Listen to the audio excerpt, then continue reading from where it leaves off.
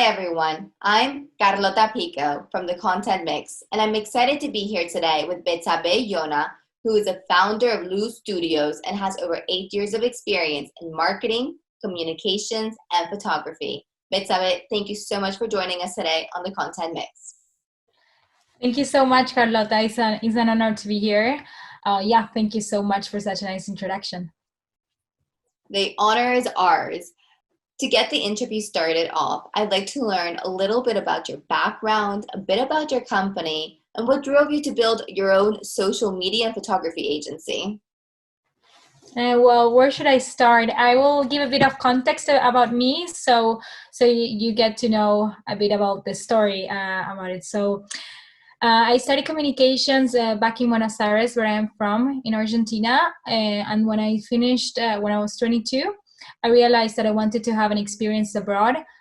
So I applied for several programs, and I ended up working at the Organization of American States in Washington, D.C. I did an internship there about communications. And then when I came back, I felt like I wanted to have more experiences abroad.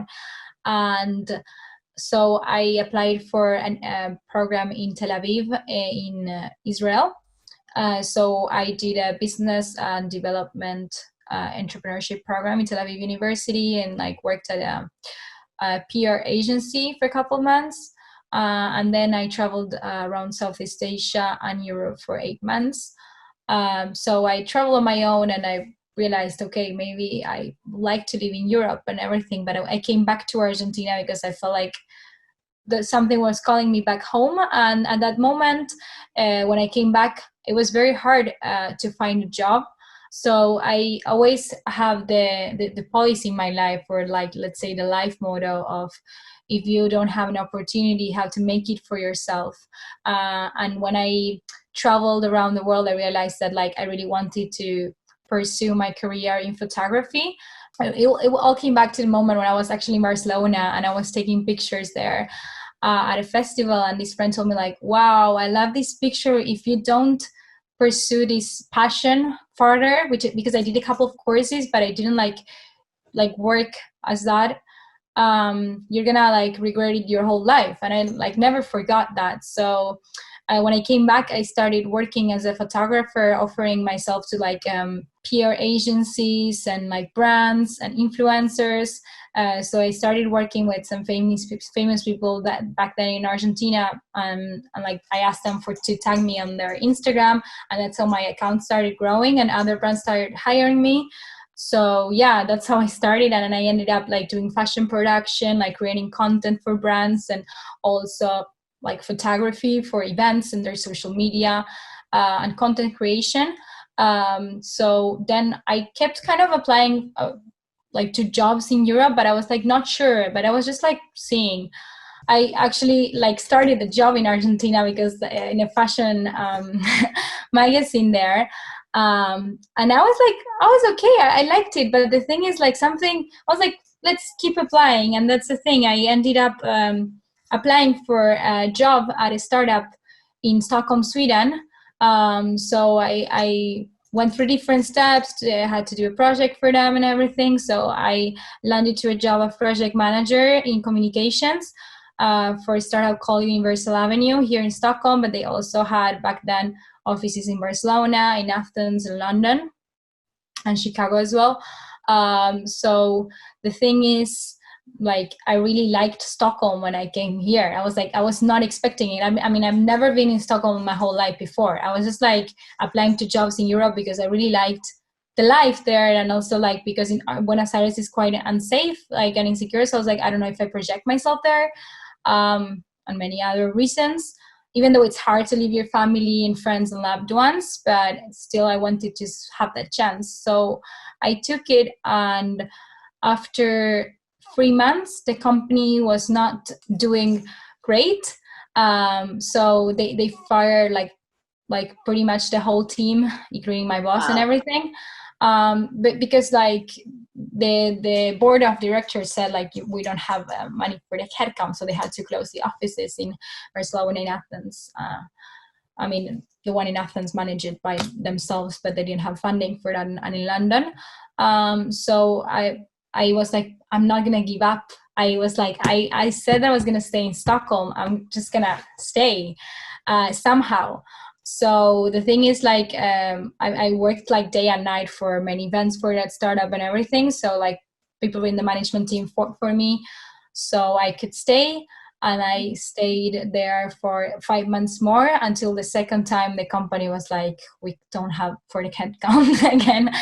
So they recommended me with the CEO from another company, and I landed an interview. It's not that they got me a job. I did like my whole like social media search before uh, getting there. So like I told them what they had to do better, maybe in their social media. And that's a tip if you're looking for social media jobs. I think it's very important to like do your research before an interview and like see like what value you can bring to that company. And the same, of course, as a freelancer now when I work with my own agency.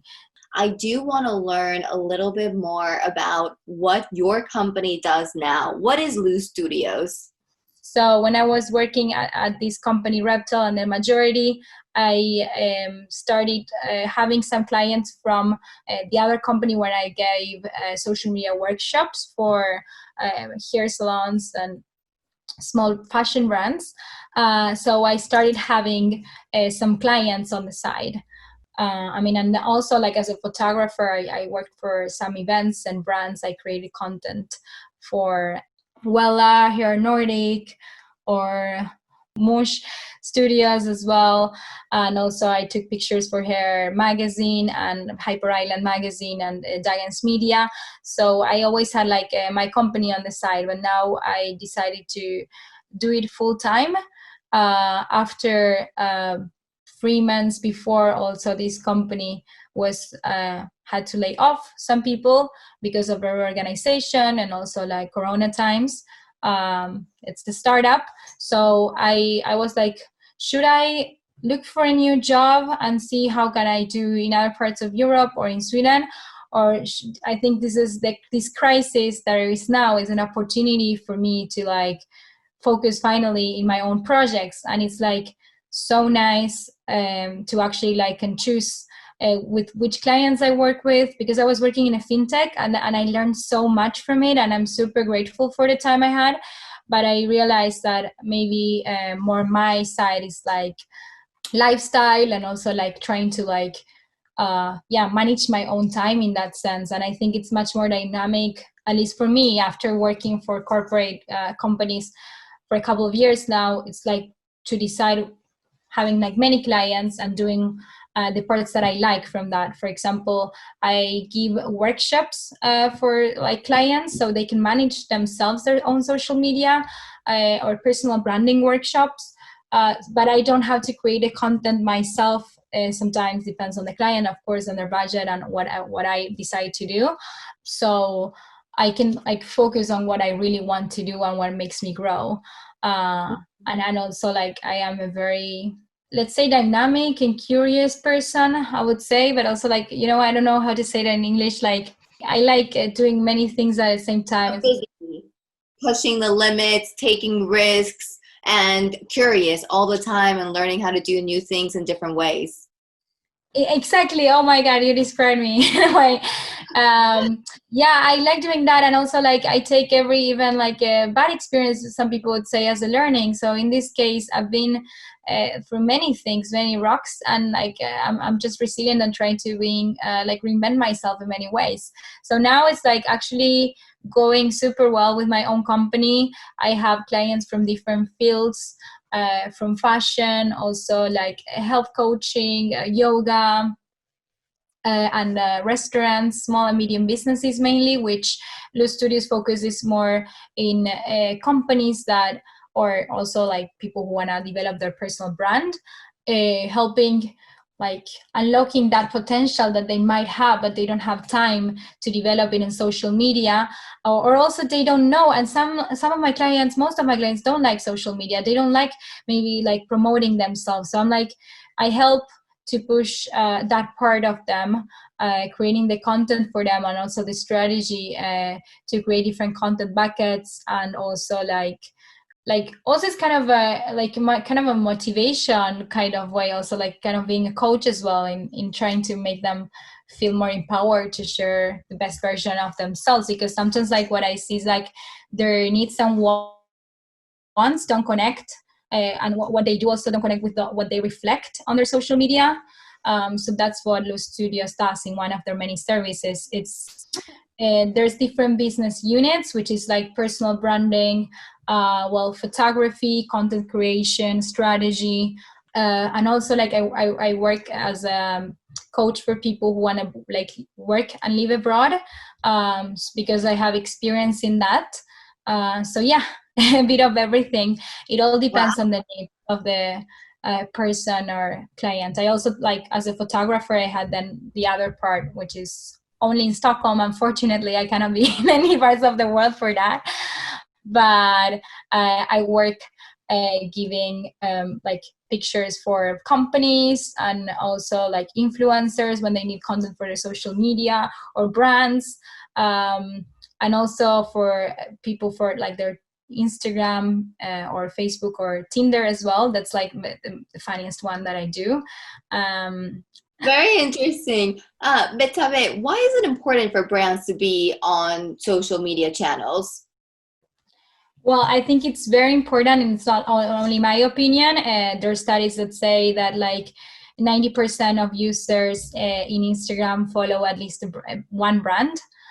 So today, if you, for example, I ask you, like when you like look for a brand, let's say hair salon or like a fashion brand or even a company, what do you check first? The website and their social networks, definitely. So it's very important that like brands have that. And I see that today, for example, a lot more brands have Instagram, but like maybe 3 or 4 years ago it wasn't a thing. And the same today with TikTok.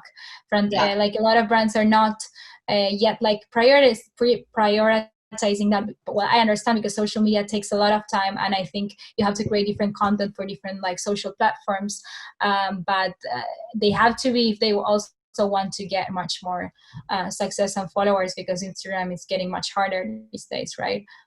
Yeah, definitely. I mean, there's a lot of competition out there. So before jumping on the social media wagon, from your expert opinion, what assets and information does a brand need to have to get going? I think it depends on the kind of brand first, and like on the budget that they have, because also like maybe it depends also like on the objectives that they have, because for example, one of my yoga clients is working on her like yoga brand to sell classes. She told me like, I don't want to be like the next influencer of yoga that has 1 million followers. So then the budget is going to be completely different, and like also what she wants to allocate on advertisement is different, right? It depends on the objectives that every brand has, either a personal or a business brand, right, or a service. So then if you have a whole company, let's say, I think well, there's companies who have like the whole social media team, even a person for influencer marketing, and are one like specifically for even TikTok. Like now these days they're hiring TikTokers to be like doing specifically TikTok, because maybe older people, they're like, oh, I don't know how to manage this thing, I will hire an expert. But if you have a small business, maybe you don't even want to hire a person full-time for social media. So then you hire me, for example, where I do the social media for those companies that want to like have it as a consultancy service or creating content. And the content question, that's super important question, because I think it's very important to create authentic content. Today, we live in the era of the unfollow of Instagram. That's what I read in many places, and I totally agree, because it's like, especially with brands, people don't follow so much brands. And for example, apps, like you don't follow, for example, Apple, like unless you really like their pictures and they add an added value to you. So so that's why the storytelling is very important for a brand. For example, let's say a restaurant, if the one of my clients is a restaurant owner, and people go because they enjoy the time with him.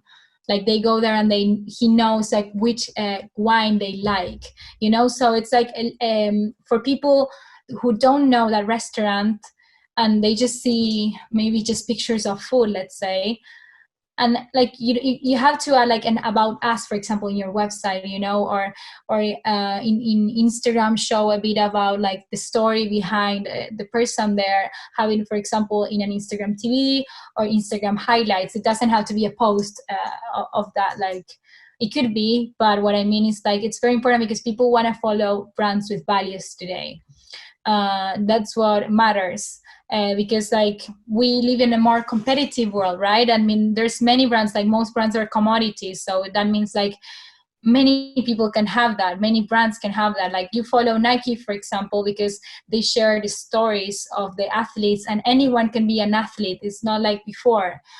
So if you follow, for example, a fashion brand, I like fashion brands that not only post product but also post like good tips for, I don't know, yoga, or like 3 different looks made by an influencer that I like, and that the influencer doesn't have to be like just like a person with 1 million followers. It can be micro influencers are much more trending these days because they have much more engagement than the big influencers.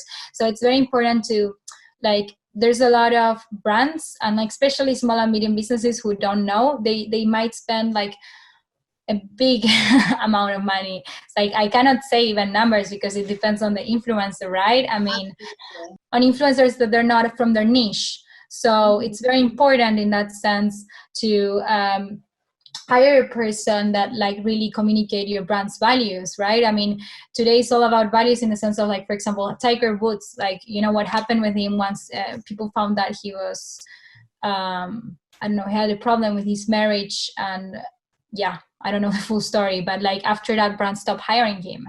So it's very important who are you standing with. It's not only about the numbers, right? It's about the values, and that's what like brands maybe should do more. I mean, and then you learn from excellent brands that also maybe have big budget, but you can also, I really believe that you can also do that with a small budget and creating the content yourself. It just takes time and strategy, of course.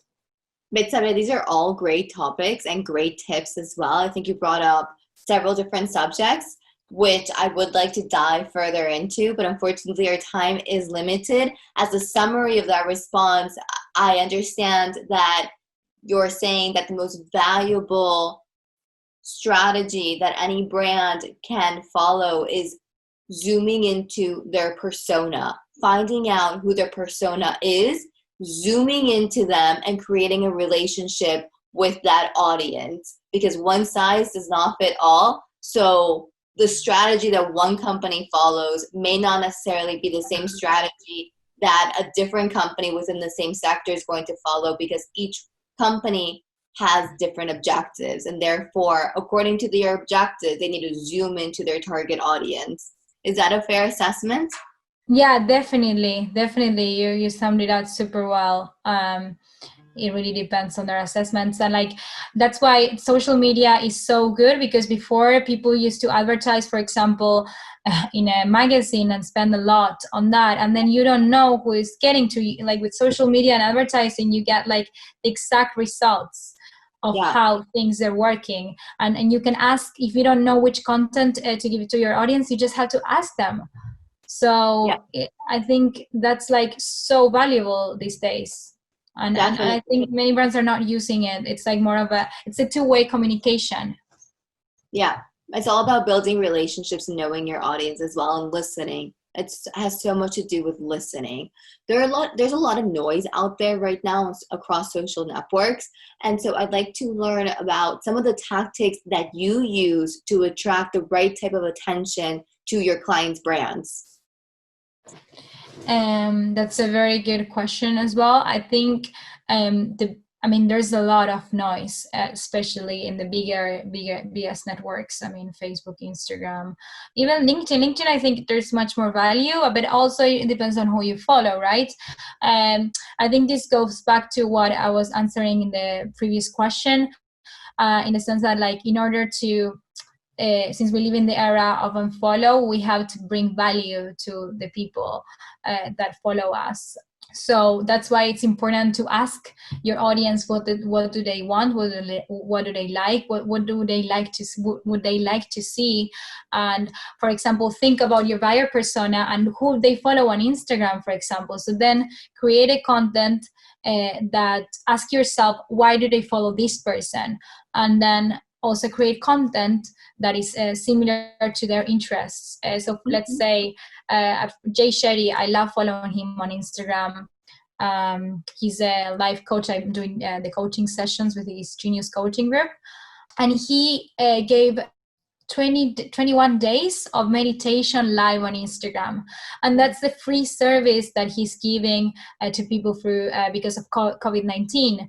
And that also brings a lot of audience that they're like, okay, I'm going to follow him because he every day he has a live. So I have to get a notification for that in order to like what that's why I would follow him. Or like the videos that are super shareable content. I think brands have to do a content that like what would my audience, the question that you have to ask yourself is like, what would my audience get from this? In that sense, create a content that would be valuable to them, because otherwise they will just unfollow you. That's very easy, and like they will not engage with it. It's very important to look at the metrics of engagement.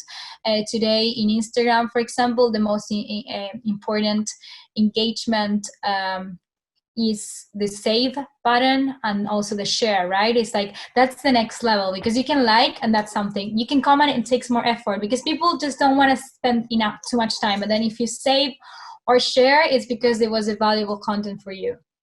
Yeah, definitely. That's a really good advice. Let's talk about your company, because there is so much competition out there, and there's also a lot of noise on different social media channels. I'd like to learn about the demonstratable actions that you take to provide your customers with more value, which is a buzzword that you've constantly been repeating throughout this interview, or better return on their investment. What I added to the companies is that I really care for the owner, for the company's values, and I take the time to do my research on what is like really important to their own objectives. It's a more personalized experience, I would say. I'm more empathetic with what they want to share, what they like feel comfortable with, especially when it's about a personal brand. And like also like the trust that like my clients have on me, because it's like giving your social media passwords and seeing what they can do. It also requires trust, I think. That's a really good point. In that sense, it's super important to have that relationship with the clients. The same in photography. When I do portrait photographs, is like creating a relationship with my client, because a lot of people, like for example, when I take for Tinder, it's the first time they're doing like a photo session for themselves. So they're like, oh, do I look to them? How should I look? And I think it's super important to have a relationship with the client.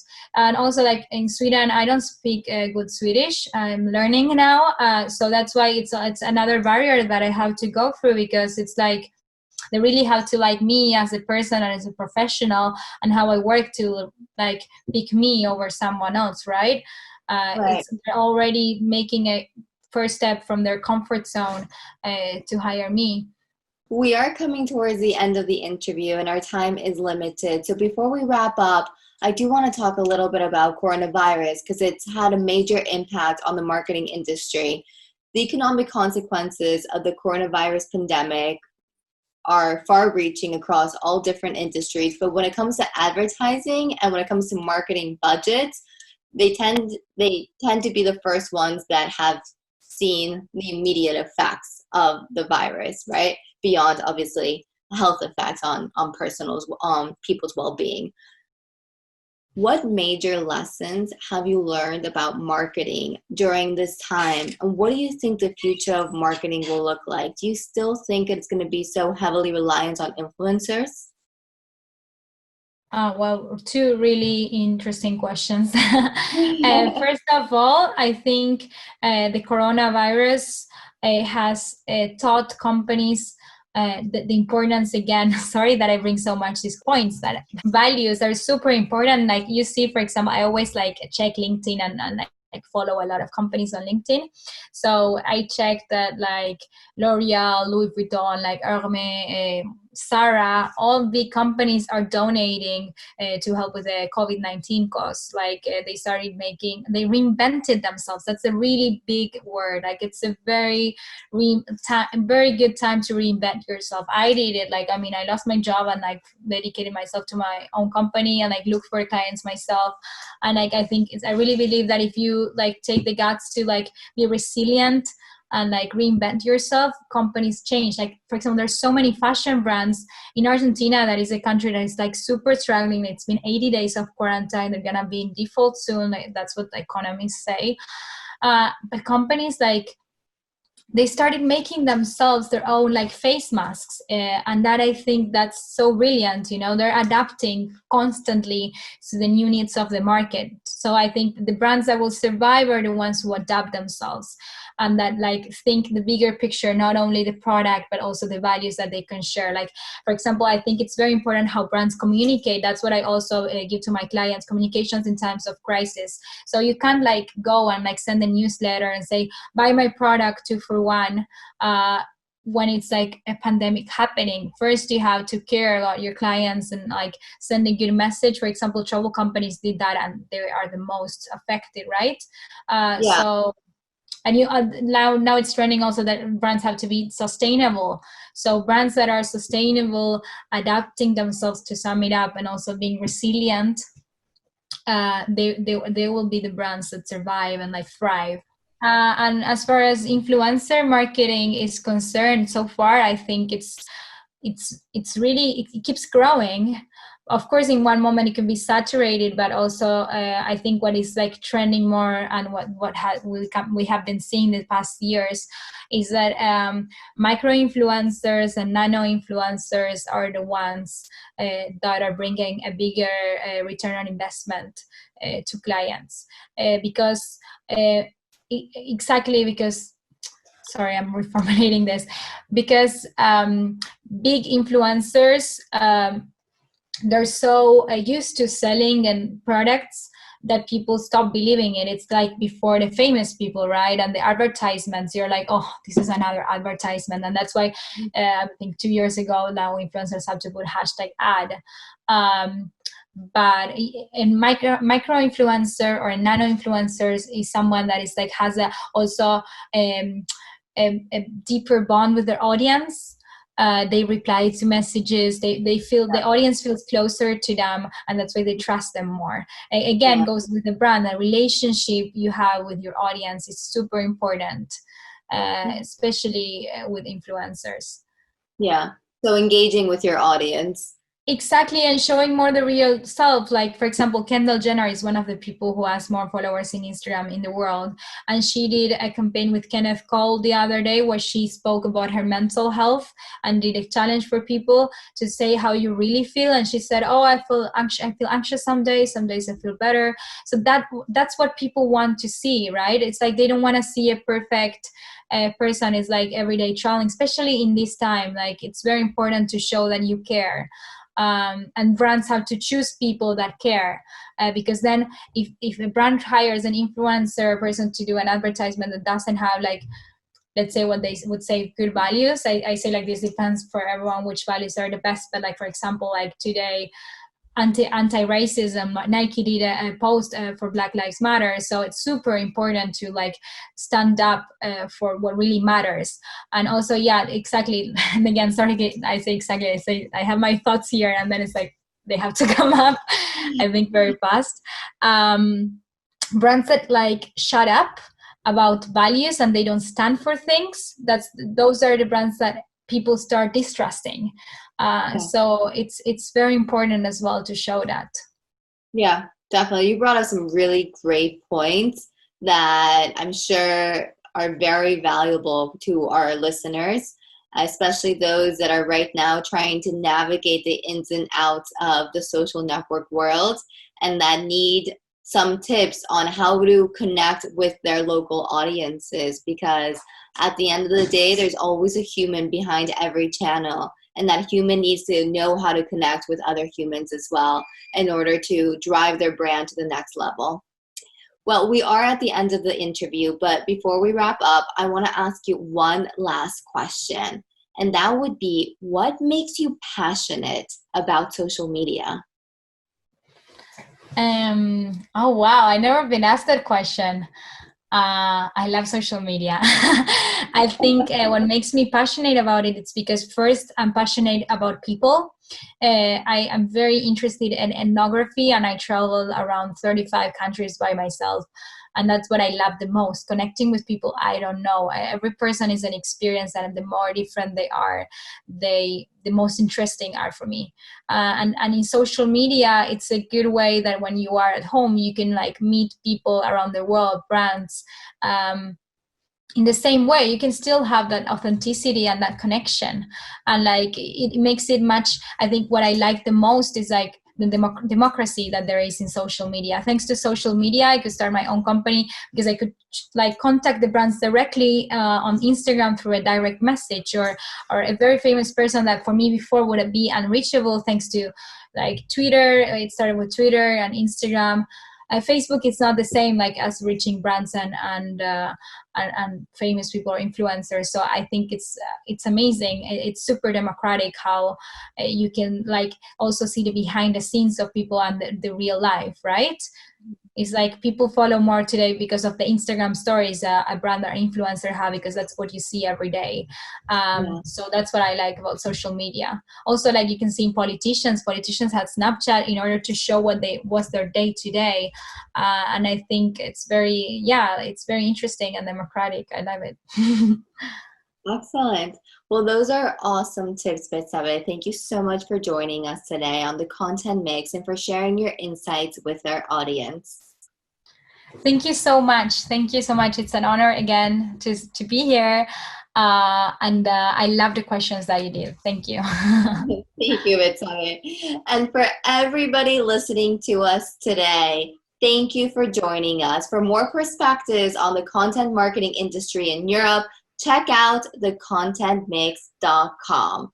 We'll be releasing interviews just like this one every week, so keep on tuning in and see you next time. Bye.